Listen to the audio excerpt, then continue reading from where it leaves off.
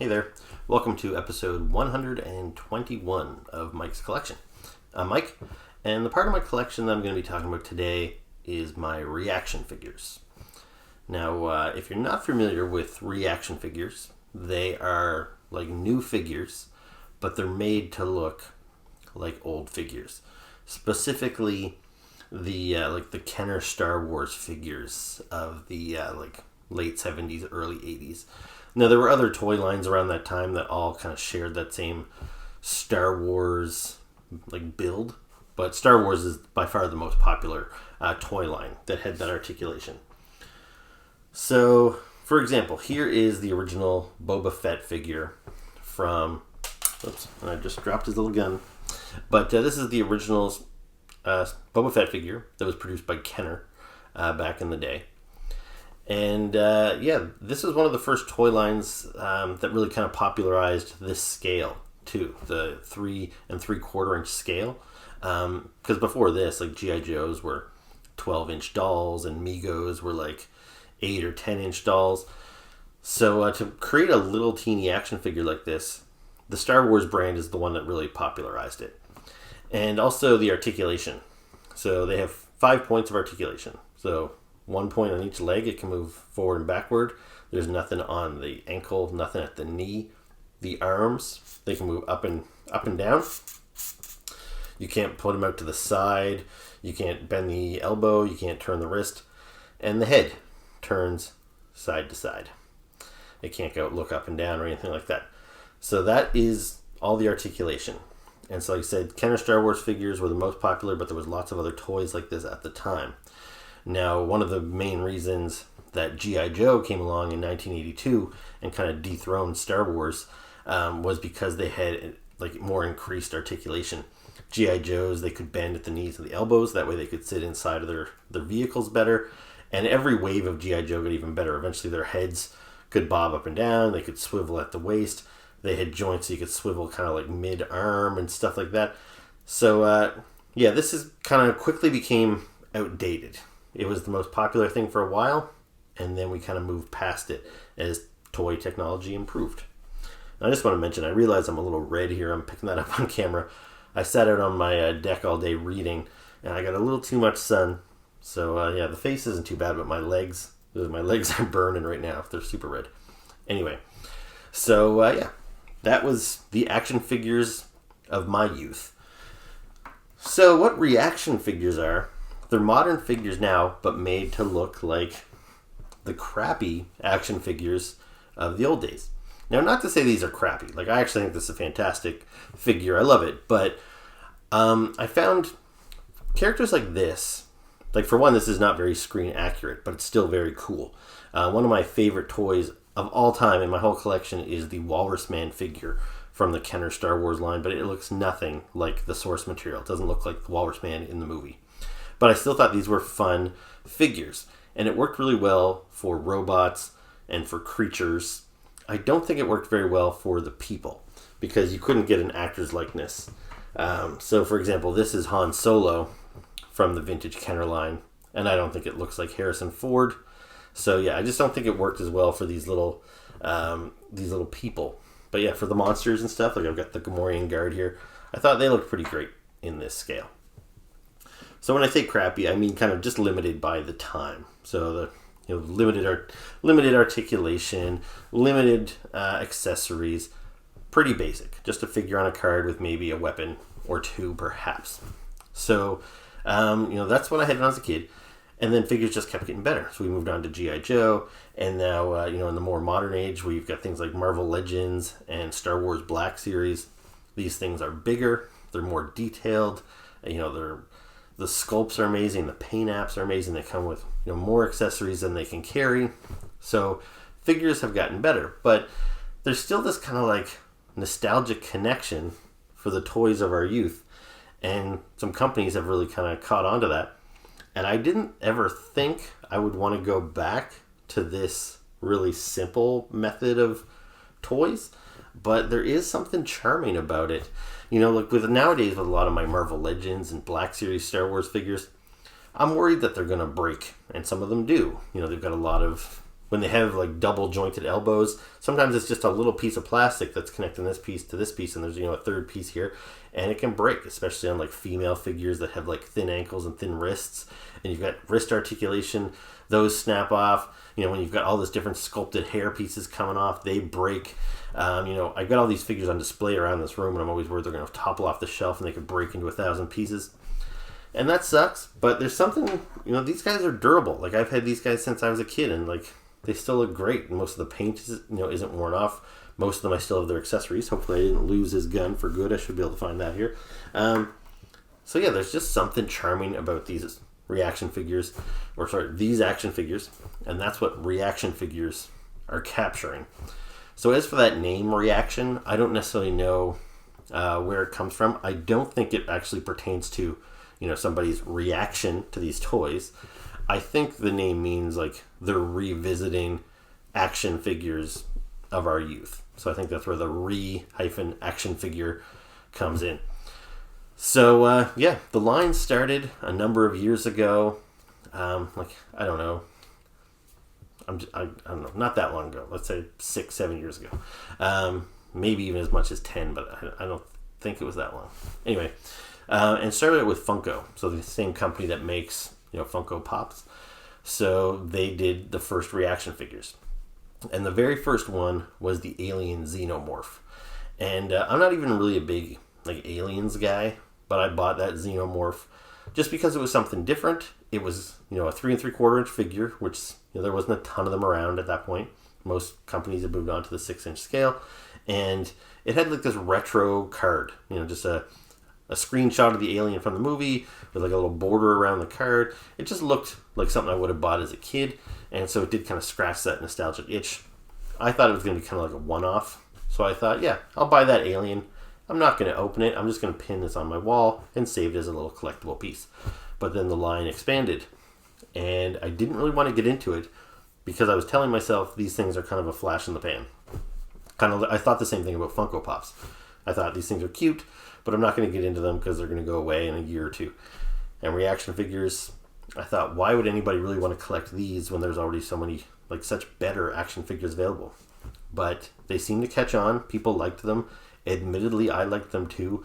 They put out a wave of Universal monsters like Dracula, Frankenstein, the Mummy, and I bought a bunch of those. And then they started putting out some like little oddball properties. And I'm going to do most of mine are pinned to the wall. I don't open them up because the card art is almost just as appealing as the action figure. So I would just pin them up. So I'll cut away and I'll show you all the ReAction figures I have. It's not a ton, but after a while, I really kind of started to get into them. And the line that kind of really got me roped in is the Transformers. And that's kind of an odd one, I guess, because I already collect regular Transformers figures and I have a whole bunch of them. So it didn't really make sense that I would need to just get smaller, crappier versions of all these toys I already have. But if you've ever watched any of my Transformer videos, I never transform them into their vehicles.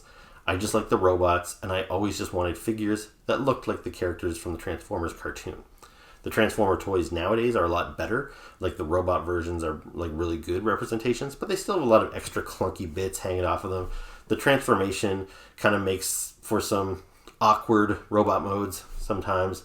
So when you get to these ReAction figures and they're sculpted to just look like the cartoon and they don't have to transform, I found that really appealing. So that was the first line of ReAction figures where I said, I'm going to collect all of these. I'm not just going to buy my favorite character, as I did with like when they did Masters of the Universe ReAction figures. I said, I'm just going to buy Merman, and that's it. And when they did Ninja Turtles, I said, I'm just going to buy Bebop, and that's it. But when it came to Transformers, I wasn't satisfied to just get Optimus Prime. I wanted all of them. And that's what you see kind of pinned up here behind me. And I'll cut away, and I'll show you these guys in a little bit more detail.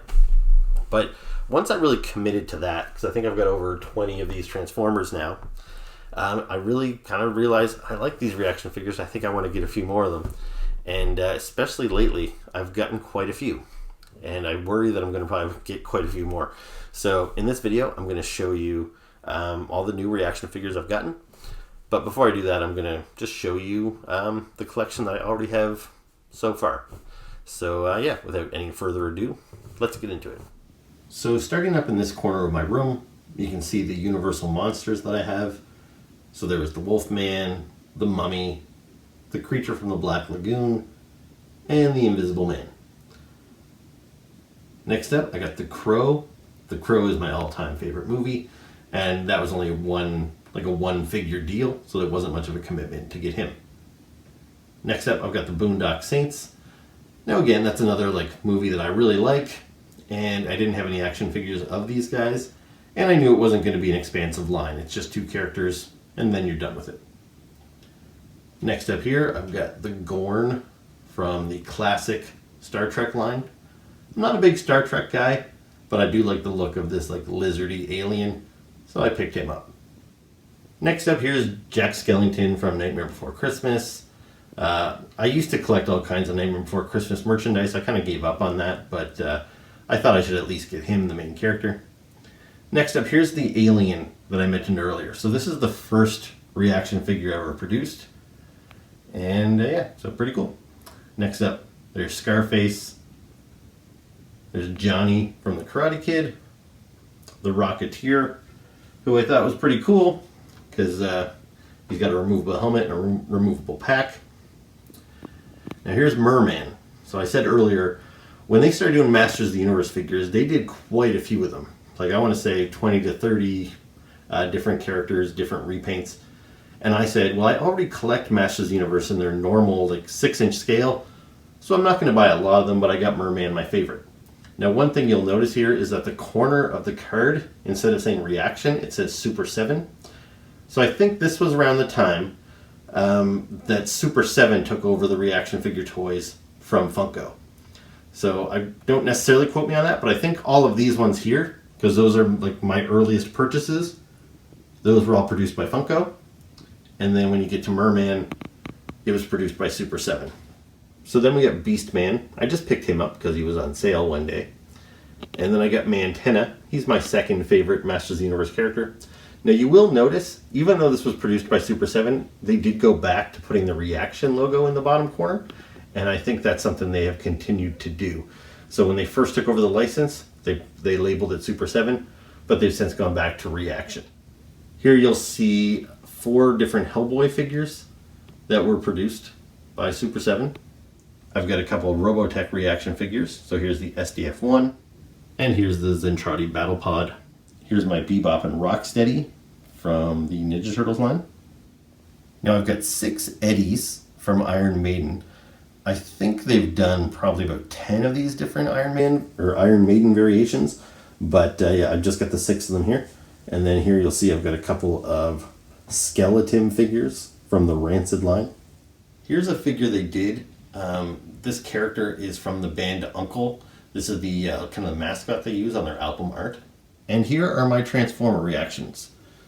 So you can see I've got quite a few of them there, and they've all got really great kind of retro art. So there's quite a few of them here.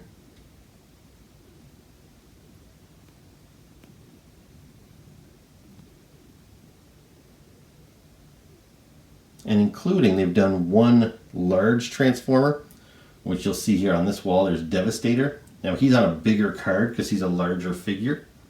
Now I think the only ReAction figures I have that I actually opened up and got rid of the packaging was these 3 guys from Jaws. So here I've got Brody, Quint, and Hooper. And then I've got the shark from Jaws pinned up over here. Now before we move on to looking at my new ReAction figures, I just want to talk about some of the other companies that are doing this. So right here you'll see I've got a ReAction figure type figure. This is produced by a company called Monstars, and they're doing some other classic movies. So here I've got the Morlock from the Time Machine, and Hasbro has recently got in on the action as well. So these are some of their, I don't know what they're called. I think they're just calling them Marvel Legends, but they're really not, because these things here, the 6-inch figures, are Marvel Legends. But now they're making these 3 3/4-inch Marvel figures, which they've done before, but the 3 3/4-inch line that they had produced previously had lots of articulation and lots of accessories. These ones here are deliberately retro in style. They've only got 5 points of articulation, and they've got this really nice kind of classic card art like you would have expected to see in the 80s. And Hasbro not only are doing this with Marvel characters, but they're doing this with Star Wars characters now as well. So alongside the regular 3 3/4 inch Star Wars collection, they're also making retro figures. And we're actually going to take a look at a couple of those in this video. So since I just mentioned the Star Wars retro collection made by Hasbro, I figured maybe we'll take a look at those things first. So these things here are not ReAction figures. They're just kind of made in the same style. So you see here I've got the character the Mandalorian and Cara Dune. Now these are both characters that were introduced in the Mandalorian series on Disney Plus just about maybe a year and a half ago when the first season aired. So these are new characters, and these toys are meant to blend in with the vintage figures of the 80s. Because nowadays, if you were to get a new Mandalorian figure, they're all very detailed. You know, the paint is all scuffed up to make it look realistic and dirty and gritty. So let's just say you were an old Star Wars fan and you have a bunch of the old toys. You still love the property, and you still want to continue to expand your collection. The modern toys just simply wouldn't match up. So again, let's bring out that vintage Boba Fett. So here he is in all his simple glory. Now, if you got a new Mandalorian, he'd be way more detailed. I can actually maybe show you a better example with the Gamorrean guards I have here. So here is the Gamorrean guard from the 80s.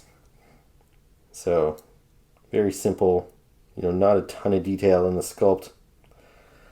And then if you compare him to, say, a more modern Star Wars figure. So this guy is still from the 90s, I think, like probably 1998. So he's not exactly modern, but he's newer than this thing was. So you can see how this guy's just got more detailed. The paint is more detailed. They often have more articulation. So yeah, they just don't really blend in. They don't look like they're from the same toy line. But with these retro collection figures, you can get a Mandalorian that looks like he would belong in the same world as this Boba Fett. So the sculpt is very simple. Like if you look at his, all the knee pads, all the armor and stuff, there's no scuffs, there's no detail. Like if you look at the photo reference, and he's full of like dings and scratches, you don't get any of that on this figure because you wouldn't have got any of that on the vintage toy line. So I haven't decided if I'm going to open these guys up. I might just keep them closed so I can keep them on display as is. But if I did want to open them up, I could display him with my retro Star Wars figures, and ideally he would blend in just fine. Now when it comes to Cara Dune, I can actually give you a very good comparison because I don't buy any of the 3 3/4 inch Star Wars figures anymore. I've given up on that line, like decades ago. But I do buy the 6-inch Star Wars Black Series figures. And Cara Dune was a figure I really wanted, but I could not find her anywhere. She was very scarce, and she was getting pretty expensive on the secondary market. And I was starting to think I was not going to be able to find the 6-inch version of Cara Dune. Then one day I was out at Walmart, and I found this. The Vintage Collection Cara Dune. So this is what a modern 3 3/4 inch Star Wars figure looks like. So I don't know if you can see here the details, but she's got articulation at the knees. She's got articulation at the elbows. The face sculpt is actually pretty good and pretty detailed. She's got articulation here through the waist, kind of like mid-torso. She's got articulation at the ankles. She's got multiple accessories with a rifle and a pistol. So, she's pretty detailed. And so I bought this just to say I had a Cara Dune in my collection, and I pinned it to the wall as a display piece. Now, as it turns out, I managed to get the 6-inch version of Cara Dune, so I didn't really need to buy this, but I have it. So now I've got the retro version, and you see they even went with the same photo for the card art, and you can just see some slight differences. Oddly enough, this figure is brand new. I just got it this week, but they scuffed up the card here to make it look old. So this here is all intentional, all this scuffing down the side of the package, where this one here is nice and clean. Now this one's got the really obnoxious retro collection sticker over top, so that's really kind of annoying, but whatever. But if you look at the figures, so even though these were both produced in the last year or so, this one is much simpler. She's got just the articulation there at her legs. There's nothing at her knee. There's nothing at her ankle. Nothing at her elbow. There's no mid articulation in her mid-waist. She turns at the head. The sculpt is very soft. Like, that does not look like the actress. Like, you can tell it's the character just from the outfit and stuff, but that face is not, it doesn't really match up with the artwork you're seeing there. She still has 2 accessories, but even the accessories I think are probably simpler in design than what we get with the vintage collection figure.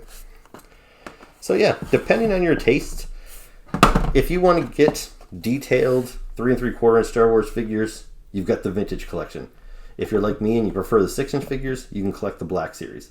But if you're a fan of the old Star Wars figures from the 80s and you want to expand on that collection in a way you never thought you'd be able to, these retro collection figures from Hasbro, and mind you, they say Kenner, just like the old toys did.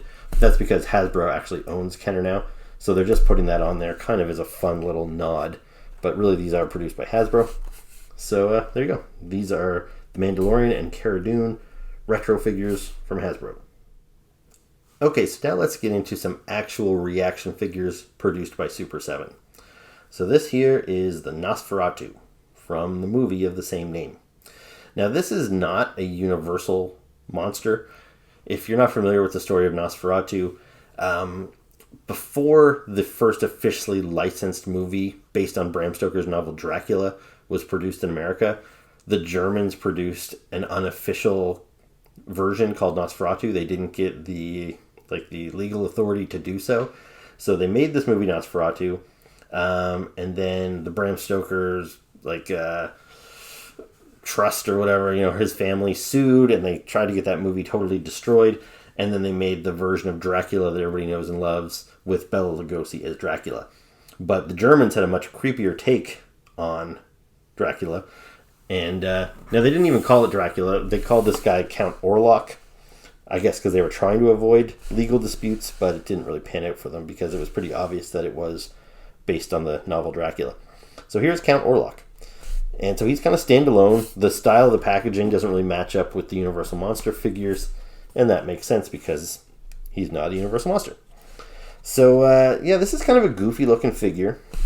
But when they originally made a Count Orlok figure that looked more normal, like he was colored as you would expect him to be in the movie. Now, mind you, the movie was black and white, but the first version they made, I believe he had kind of like a brown suit and kind of pale gray skin.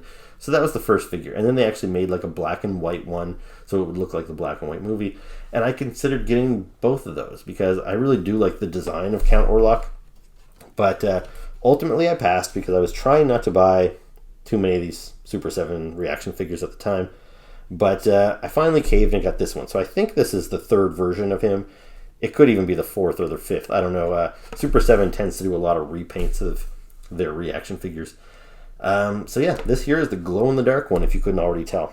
So that's why he's kind of cast in this all kind of mostly white-looking plastic.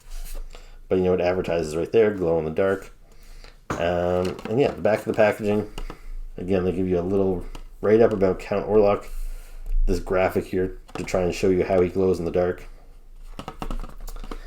And I don't know if I'll be able to show you this on camera, but he glows pretty well.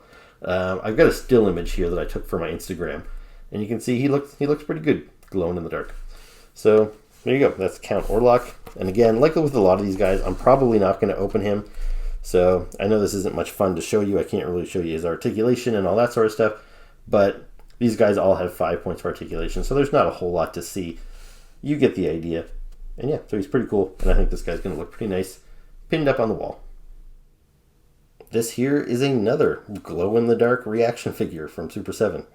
So I showed you earlier that I already have 2 variations of the Skeleton figure, which is based on the band Rancid's kind of, I don't know, it's not really based on any of their album artwork or anything. He's just kind of inspired by the band Rancid, I guess. So first they did a version of him in the black leather jacket with the mohawk, and then they did a version of him in like denim and with more of kind of like, I don't know, Liberty Spike kind of haircut. So this one here is a repaint of version 1 with the mohawk, except he's done in these pretty crazy colors. So his pants are white, his face is white, because that's glow in the dark. And then he's got this crazy pink jacket. And then you see even his guitar here on the side, that's glow in the dark as well. I'm not sure if I don't think the card glows in the dark, but who knows. On the back, this is the same back of the package that we saw with the other figures.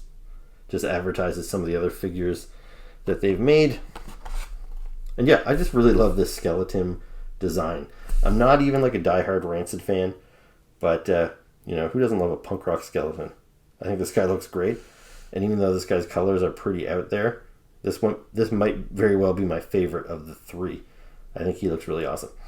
Now, with the other skeleton figures, I actually did take an X-Acto knife and I slit the side of the package so I was actually able to pop the figure out, take some photos with them, play with them, and then put them, like slide them back into the bubble, and it still looks sealed. I kind of got into the habit of doing that with some of my more recent ReAction figure purchases. Like all of my Transformers are opened, but you couldn't really notice when I was showing you on the wall because I cut them in such a way where you can slide them back into the packaging.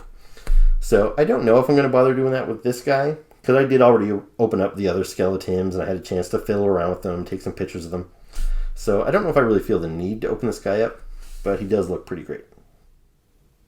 Next up, I've got some Gem and the Hologram ReAction figures. Now, these ones here are pretty new. I've had them for about a month, but they originally showed these things like well over a year ago when Super7 went to Toy Fair in New York and showed all of their upcoming product. Now, sometimes things get shown at Toy Fair and they never see the light of day. Sometimes things, get delayed. I'm going to guess that COVID probably played a part in why it took so long for them to get these Gem figures produced from when they showed them to us. But these were the only two figures they showed at Toy Fair, and this is what we've got. I'm hoping this isn't the end of the line. I feel they need to at least do the other members of the Holograms and of the Misfits. And I'd even buy more figures if they go beyond that, like Gem's boyfriend Rio and, the Misfits manager. There's lots of characters from the old cartoon that they could do, but you at least have to complete the bands. I'll be really disappointed if we only get these two characters, because these are the same two characters we get from Funko in their pop line, and I haven't heard anything about them expanding beyond just these two characters. So maybe Super7's going to do the same, but that would be kind of a bummer. Now, some of you might be thinking that these are kind of odd choices to add to my collection, but if you're not familiar with Gem and the Holograms, it was a doll line in the 80s, and it also had a cartoon. Now, I was not into the dolls. They were like Barbies. They were 12-inch dolls with hair that you could comb. My sister had a few of them, but the cartoon was surprisingly good. And it was made by the same company that did the G.I. Joe and the Transformer cartoons, so the quality was consistent across the board. There was even a reporter character that carried over between all three shows, kind of linking them all together. So yeah, I watched pretty much every episode of Gem and the Holograms when I was young. I was a couple years older than my sister, and I probably pretended I didn't like it at the time. But it did kind of grow on me, and I liked the idea of these two bands, these two rival bands. So Gem and the Holograms were like the good guys, and then Pizzazz and the Misfits were the bad guys. And so yeah, I enjoyed it when I was a kid, and then I kind of forgot about it. But then a couple years ago, again, maybe a decade ago by now, probably not quite that long, but IDW started publishing some Gem comic books, and it was kind of a reimagining of Gem. The characters were a little bit younger. It was kind of a new origin story, and I actually really enjoyed the comic book, and I liked the new character designs, and honestly, I would like some really well-made action figures of the new character designs from the IDW comic book. I don't know if that's ever going to happen, but for now, I'm at least satisfied with these ReAction figures from Super7.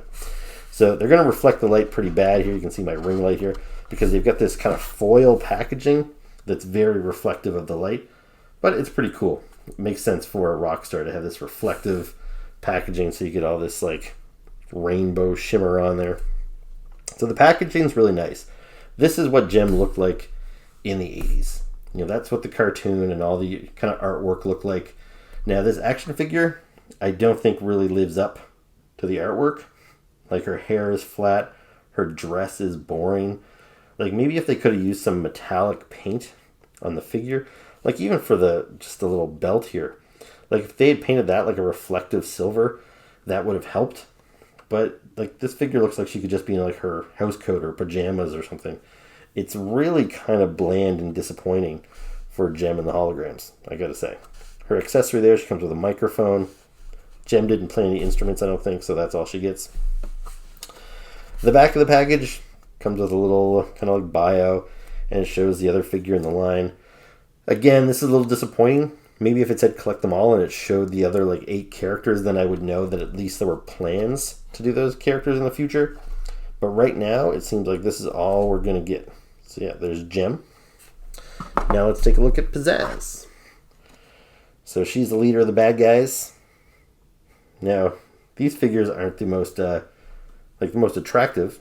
As I mentioned at the start of the video, I don't think ReAction figures work very well for human characters. Like the likenesses are just kind of hard to come across in this scale.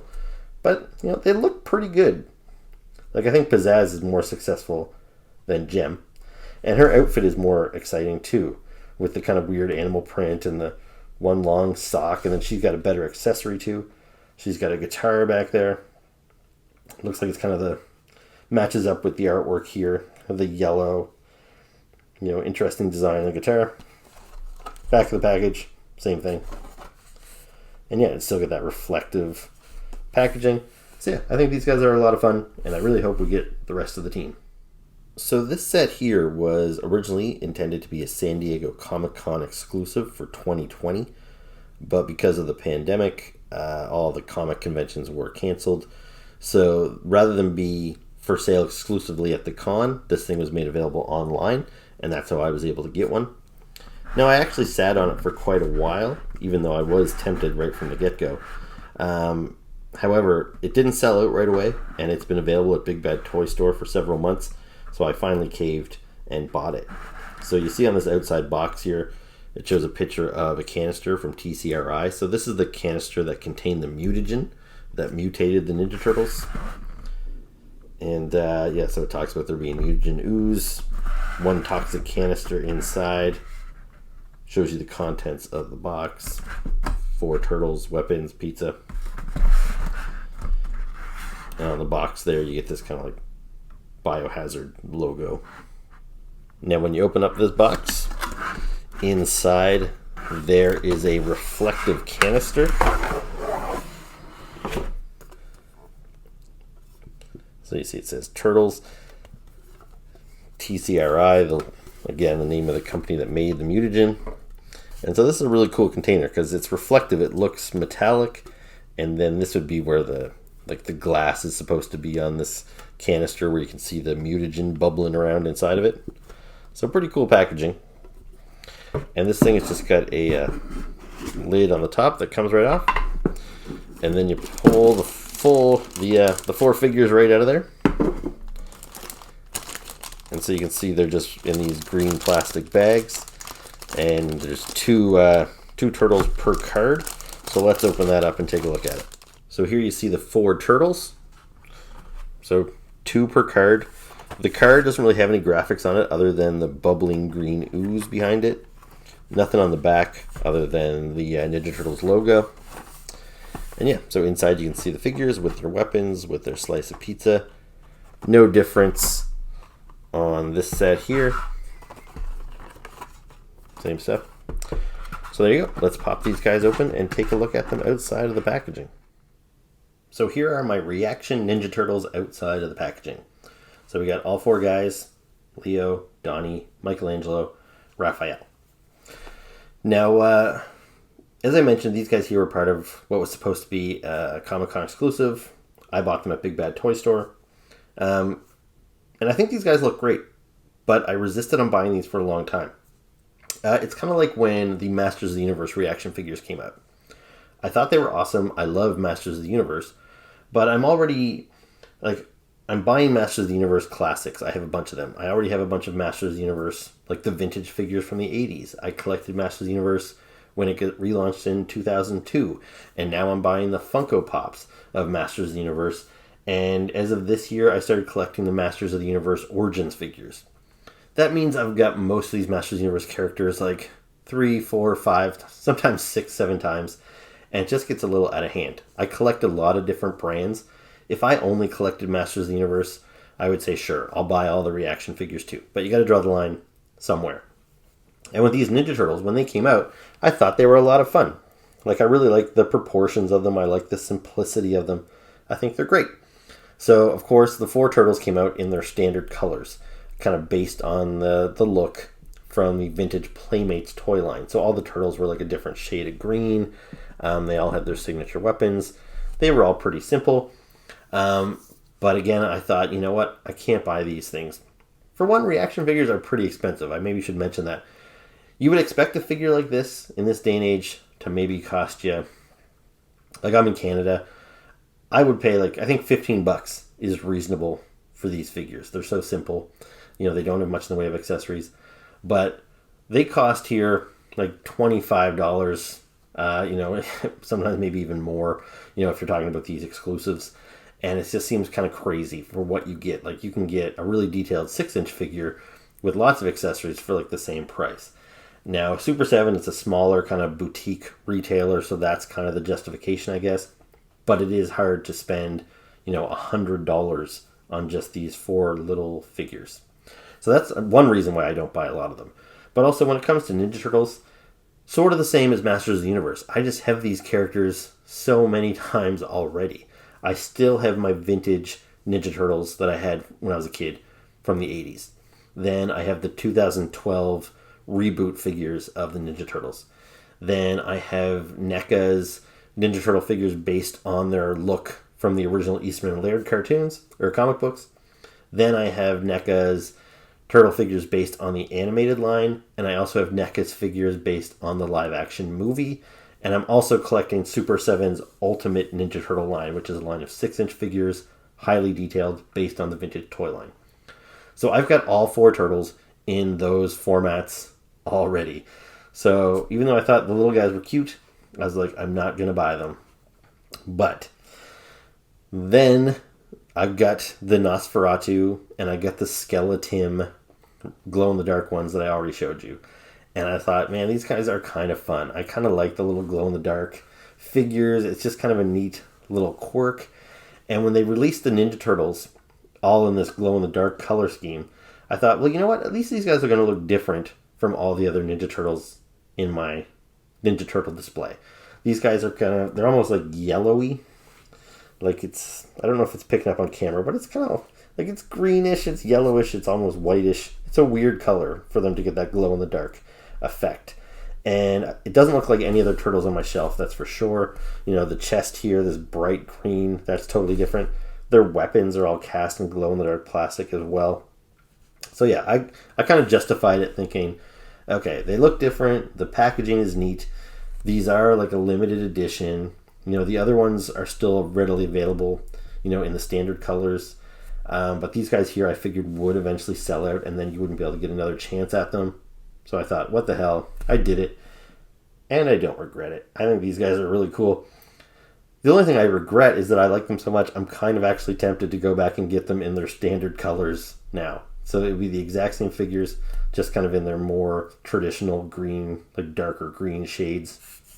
And also Super 7 has just revealed another set of the 4 of them, but they all have their red bandanas, and they're an even darker shade of green. And the card art, they're all individually carded, and they're based on the original Eastman and Laird comic books. And I think those are really cool. I'm almost tempted to get those as well. I'm undecided if I'm going to, but I could end up with 3 different versions of just the ReAction figures alone before all is said and done. So there's not a whole lot to show you. These guys are all basically the same from the neck down. They do have their different belts. So Leo, he's got the double cross there. Now, he doesn't have anywhere to store the swords like you might normally expect to see on a Leonardo figure. He does have his 2 swords. They pop in and out of his hands. They're made of the glow-in-the-dark plastic. Yeah, and so he's got the different mouth. So he's got like just the teeth on the one side. Then you've got Donatello, teeth on 2 sides, so the head is different. Otherwise, pretty much the same. The double straps, nowhere to put his bow staff, but looks pretty good. Next up, we got Michelangelo. He's got the teeth, but it's on the opposite side of Leo. So again, they are all different. Their belt buckles all have their initials on there. And also you'll notice Michelangelo and Raphael, they don't have any of the extra straps. And that is true to the classic action figures as well. So he's got his glow-in-the-dark nunchucks there.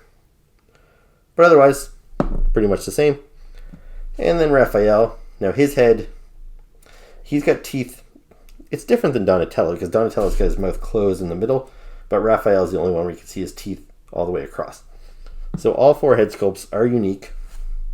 He's got his little glow-in-the-dark size there.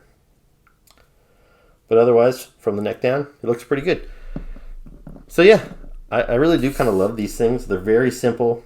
The articulation, it's just the 5 points like I showed you all video long. So legs, forward, backward, arms, forward, backward, head, side to side. That's it. Nothing more. It's really simple. But again, these figures, I think you could take them in the bathtub and in the sandbox and play with them out in the yard and stuff. And yeah, they're probably going to hold up because they feel nice and durable. They're nice and simple. They don't have a whole lot of moving parts. So yeah, they're just fun. So here's all my glow-in-the-dark figures. Let's see if we can get a good glow going. Pretty cool.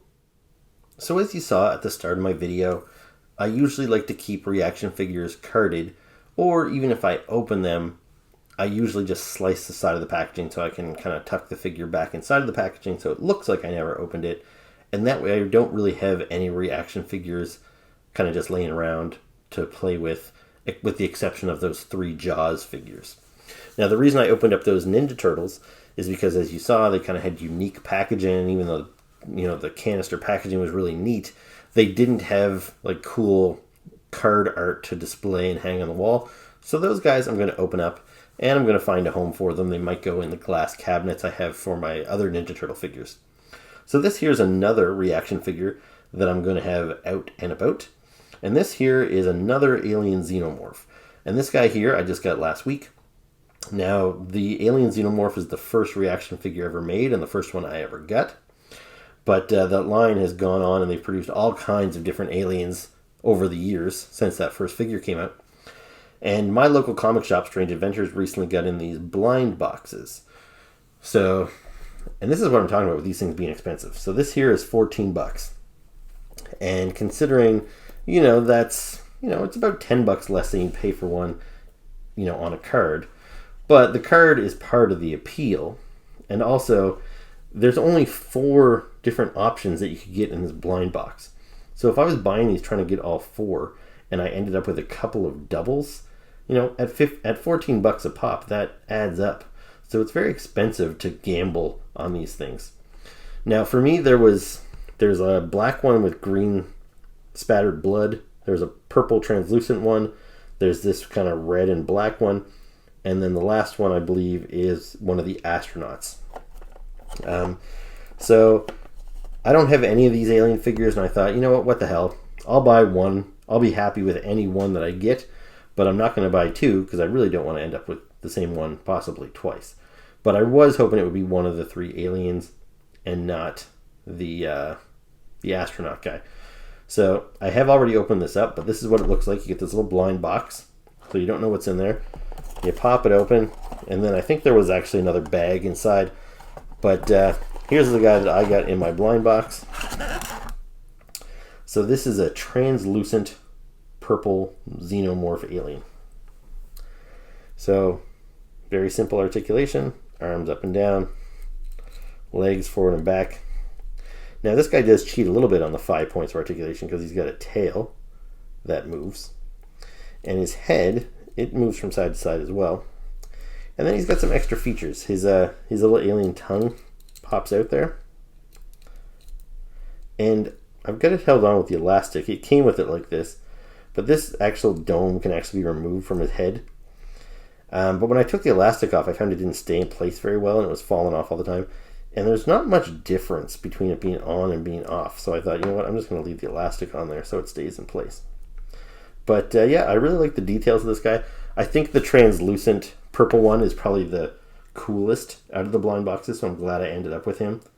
You know, there's a lot of detail in this simple little sculpt. And I really like how he kind of goes from purple to clear. I think that's pretty neat as well. So yeah, now this guy can go hang out with my glow-in-the-dark Ninja Turtles and my Jaws guys. So this is the first of 2 Hellboy ReAction figure 3-packs. So this is what they call Pack A. So it's got 3 characters in there: Carl Cronin, Hellboy, and Kriegaf, I'm going to say. So we'll take a closer look at each figure. So there's the gorilla with all these different sockets poking out of his body. There's Hellboy with the full horns growing out of his forehead.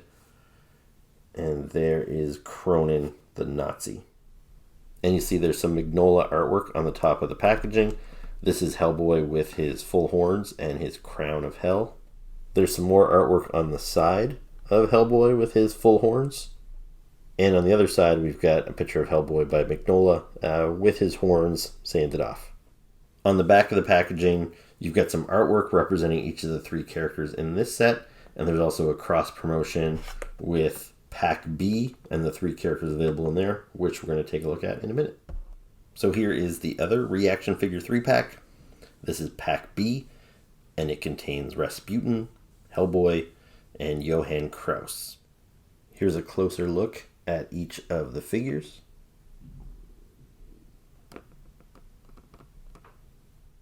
The artwork on the top of the packaging is different on this one. It's got Hellboy without his horns, though the artwork on the side is the same on both sides of the packaging.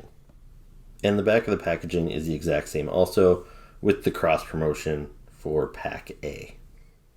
So lastly, we're going to take a look at these Hellboy ReAction figures. And again, I've opened these guys up because they're not in the typical blister card with the nice original artwork for each figure that you typically see on ReAction figures.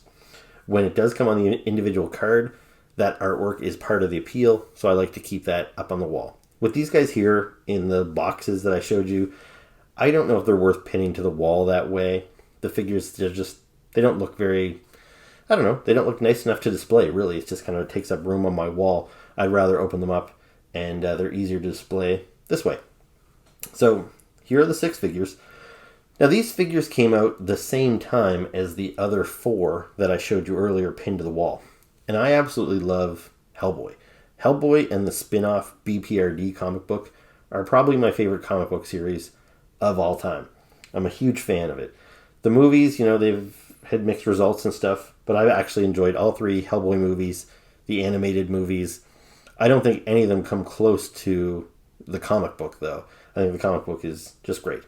So I was excited to get those 4 ReAction figures, but I held off on these ones.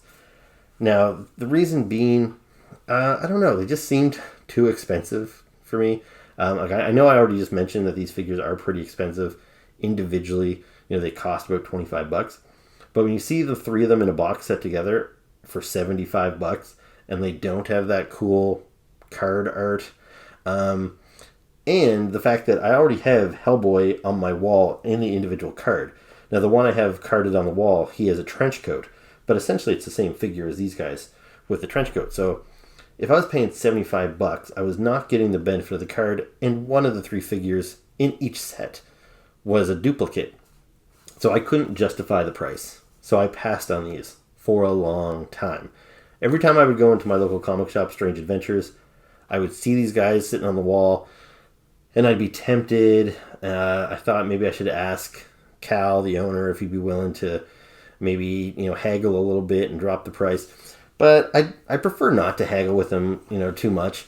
So I just kind of left it alone. I kind of thought maybe if they ever go on sale, I'll buy them. But then during this most recent kick where I got the Skeleton and the Nosferatu and the Gem and the Holograms and the Ninja Turtles, I was kind of really digging this ReAction collection, and I was kind of looking forward to expanding it a little bit. And I'm like, well, you know what? I want those Hellboy ones. So I called Cal and I asked if he had any wiggle room on there. He gave me a deal on these sets. And I'm pretty stoked that I finally got them. So first off, let's take a look at the Hellboys. So these figures are the exact same, except this guy's got the horns. So if you're not familiar with Hellboy, he's a demon that was summoned from hell to do bad things, but the good guys got a hold of him, raised him as a good guy, and so now he fights evil. But his destiny is to kind of be a bad guy. So when shit goes down, his horns kind of grow off and it kind of turns him a little demonic. So he chooses to sand them down. So he always has these little nubs on his forehead. But yeah, when things go bad, the horns grow. So it's a variant that makes sense, but it's not a variant I needed for $25 with those horns. Like, I actually have two Hellboys that are the exact same in the Funko Pops. Same thing. One has horns and one doesn't. But, Funko Pops are only like $12. That's a lot more, easy to justify. Otherwise, the figure's pretty cool. Like, he's got lots of kind of sculpted detail in his chest. Lots of little battle scars. I like that. All throughout his arms and his chest. The stone hand he has lots of nice detail sculpted in there too. And actually, the head sculpt is pretty good. Like, I like the scowl. I like how the horns look. I like the haircut. It's all pretty cool. Now, just seeing him in the shorts and the boots is not my favorite look for him. Like, I'm fine that he doesn't have the jacket, but I kind of wish at least one of these maybe had just a black t-shirt on that he often wears. It's kind of a bummer that these are so similar. But anyway, like I said, I got a bit of a deal on him, so I'm not going to complain about it too much. And the next up here is Johann Kraus. So he's a member of the Bureau of Paranormal Research and Defense that Hellboy works for. If you saw the second live-action Hellboy movie, this guy was featured in the movie. And this is one of my favorite characters from the comic book. I absolutely love this guy. Now you see his accessories, he's got these kind of protoplasm hands cast in this translucent kind of mucousy yellow plastic, which matches this kind of bulbous head. And if you're not familiar with the guy, I've got another figure here. This was produced several years ago, I believe by Mezco is the company that made this. But here is a 6-inch Johann Kraus. And you can see lots of really cool detail. He looks a lot like Mike Mignola's artwork from the comic book. He's got that translucent yellow head. And here you get a better idea of what those hands are supposed to be. So you see, he's made of gas. And he lives in this containment suit. And at the end of his fingers, he has these little holes where his essence can kind of like come out. And so that's what's going on here. This gaseous hand is coming out of his fingers. It's a really cool look, a really cool design. And yeah, that's what this little guy is supposed to be doing. Now let's take a look at the bad guys. So here is Krygaf, I don't know, the gorilla. Now this guy, I gotta be honest, this is probably the main reason I bought the set. Even though I love Johann, like I said, I've already got an excellent Johann figure in my collection. And Krygaf is not a main character in the Hellboy books. He was featured in one story, maybe two. But the thing is, when that Mezco line came out, they made a version of Krygaf, and he was big, and he was full of detail, and he looked like Mike Mignola's artwork come to life. And I don't remember how much he was being sold for at the time, but it was totally reasonable. I think the figures like Johann that I just showed you was probably $20-25, and Krygaf was maybe $30 or something. And at the time, I don't know, I just wasn't spending as much money on figures at the time. I didn't feel Krygaf was essential to my collection, so I passed on him. And that has haunted me ever since, because I love those Mezco figures. I have a few of them. I've got Abraham Sapien, I've got Lobster Johnson, I've got Liz Sherman, but I actually don't even have a Hellboy, and I don't have a Krygaf. And I had the opportunity to get all those guys years ago, and I've been kicking myself ever since because they're a lot more expensive on the secondary market now. So Krygaf is one of those characters where I'm always kicking myself. It's one of my biggest toy regrets because it was such a cool looking figure, and I could have got it at retail price, and I never did. Anyway, I was worried that the same thing would happen with this. I would pass on the set, I would see it sitting there for years, one day it would be gone, somebody would have bought it, then I would have regretted it, I would have turned to eBay, and that's when I would have realized this thing was selling for 5 times what I could have bought it for Strange Adventures. I don't know that that's the case, but I always kind of worried that would be the case. So I'm glad I finally got it, and I don't have to find out if that would happen. So I don't know how much these guys are worth, but I just think he's awesome. He's still got the 5 points for articulation. even though he's quite a bit larger than the other figures. You know, it's a different scale. But yeah, just really cool sculpting, really cool detail on this guy. I like him a lot. So next up is Karl Cronin. So this is kind of the like Nazi henchman. Now, even though I love the comics, and I think the comics are way better than any of the other media that has been adapted from it, when it comes to Karl Cronin, I actually don't remember him from the comic books all that well. I don't think he did anything nearly as memorable as he did in the first live-action Hellboy movie. You know, he looked a little bit different in the live-action movie, but if you remember, he had this kind of wind-up heart, and you could take his face off, and he had this really gross, like, zombie-like face with his... He was missing his eyelids, and he was this crazy kind of ninja guy with blades for hands. So yeah, I don't remember him that much from the comic books, but he made a memorable appearance in the movies for sure. And he has a great look to him. Like, just a really cool design with that long black coat, that creepy mask, and then kind of just the Nazi uniform underneath there. It's just a really cool look for a villain. So yeah, I think this guy's pretty rad, and I'm happy to add him to my collection. And lastly, we have Rasputin. So this is Hellboy's like main villain, and it didn't always seem like it was necessarily going to go that way. I know in the first Hellboy movie, he was like the main villain, but of course he perished at the end of it. And the same thing kind of happened in the comic books. He showed up, he was the first big bad, and then he died. But then he came back, and he was kind of in the background for a long while.